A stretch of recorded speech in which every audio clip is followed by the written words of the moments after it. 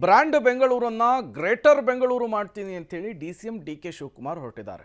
ಅವರಿಗೆ ಪೂರಕವಾಗಬೇಕಿದ್ದಂತಹ BBMPಯೇ ಈಗ ಒಂದಿಷ್ಟು ಎಡವಟ್ಟುಗಳನ್ನು ಮಾಡುವ ಮೂಲಕ, ರೂಲ್ಸನ್ನು ಬ್ರೇಕ್ ಮಾಡುವ ಮೂಲಕ ಸಾರ್ವಜನಿಕರ ಆಕ್ರೋಶಕ್ಕೆ ಕಾರಣವಾಗಿದೆ. ಅಷ್ಟಕ್ಕೂ BBMP ಮಾಡಿಕೊಂಡಿರುವಂತಹ ಎಡವಟ್ಟಾದರೂ ಏನು? ಬನ್ನಿ ಅದನ್ನೇ ನೋಡ್ಕೊಂಡು ಬರೋಣ.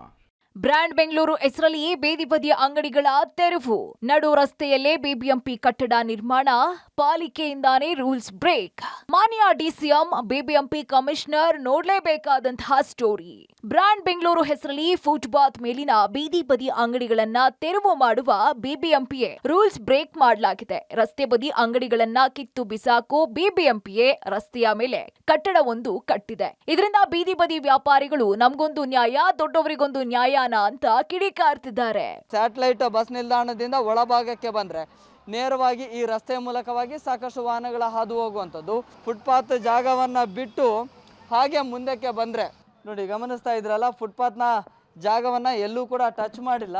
ಫುಟ್ಪಾತನ್ನ ಹೊರತುಪಡಿಸಿ ಮುಂಭಾಗಕ್ಕೆ ರಸ್ತೆಯ ಮೇಲೇನೆ ಈ ಒಂದು ವಿಶ್ರಾಂತಿ ಕೊಠಡಿಯನ್ನ ನಿರ್ಮಾಣ ಮಾಡಿದ್ದಾರೆ. ಬುದ್ಧಿ ಹೇಳೋ BBMPನೇ ಬುದ್ಧಿ ಇಲ್ಲದ ಕೆಲಸಗಳನ್ನ ಮಾಡಿದೆ ಅನ್ನುವಂಥ ಆರೋಪ, ಆಕ್ರೋಶಗಳು ಬೀದಿ ಬದಿ ವ್ಯಾಪಾರಿಗಳು ಕೂಡ ಮಾಡ್ತಾ ಇದ್ದಾರೆ.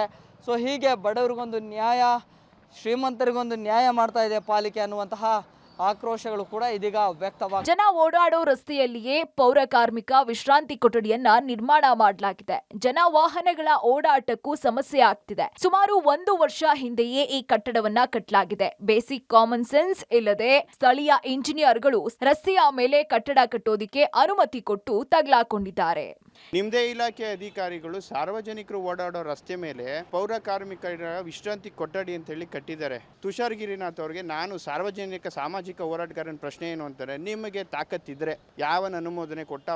ಬೀದಿ ಬದಿ ವ್ಯಾಪಾರಿಗಳ ಜೀವನೋಪಾಯದ ರಕ್ಷಣೆ ಮತ್ತು ನಿಯಂತ್ರಣ ಕಾಯ್ದೆ 2018ರ ಪ್ರಕಾರ ಬೀದಿ ಬದಿಯಲ್ಲಿ ವ್ಯಾಪಾರ ಮಾಡೋದಕ್ಕೆ ಬಿಬಿಎಂಪಿಯೇ ಅನುಮತಿ ಪತ್ರಗಳನ್ನ ನೀಡಿದೆ. ಇದೀಗ ಅದರ ರಿನಿವಲ್ಗೂ ಪಾಲಿಕೆ ಅವಕಾಶ ಕೊಡ್ತಿಲ್ಲ. ಕಾರಣ ಬ್ರ್ಯಾಂಡ್ ಬೆಂಗಳೂರಿನ ನೆಪ.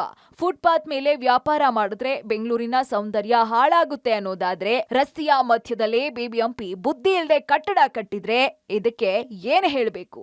ಪಾಲಿಕೆಯ ಕಮಿಷನರ್ ಈ ಬಗ್ಗೆ ಗಮನ ಹರಿಸಬೇಕಾಗಿದೆ. Prakash, public TV, Bengaluru.